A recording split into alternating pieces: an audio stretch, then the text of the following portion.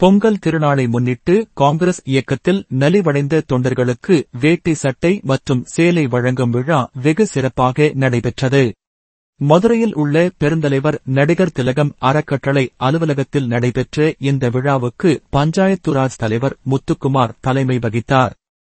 அப்போது வேஷ்டி சட்டைகள், சேலைகள் உள்ளிட்ட பொங்கல் பரிசு தொகுப்புகளை 100க்கு மேற்பட்ட பயனாளிகளுக்கு வழங்கப்பட்டது.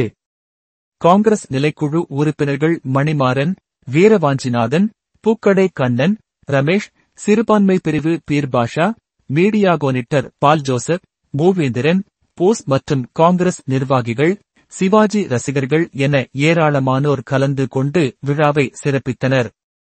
அப்போது அவர்கள், நமது அறக்கட்டளை நிர்வாகிகள் மற்றும் தேசிய நெஞ்சங்கள் அனைவரும் கலந்து கொண்டு இனிய தைத்திருநாளை இனிதே வரவேற்போம் என்றும், புத்தாண்டின் துவக்கத்தில் அடியெடுத்து நமது அரசியல் பயணத்தை தொடருவோம் என்றும், காங்கிரசில் இருப்பதே பெருமை, காங்கிரஸை வளர்ப்பதே நமது கடமை என உயிர் மூச்சாய் கொண்டு அன்பு தலைவர் ராகுல் காந்தியின் கரத்தை வலுப்படுத்துவோம் என்றும் முழக்கங்கள் எழுப்பினர்.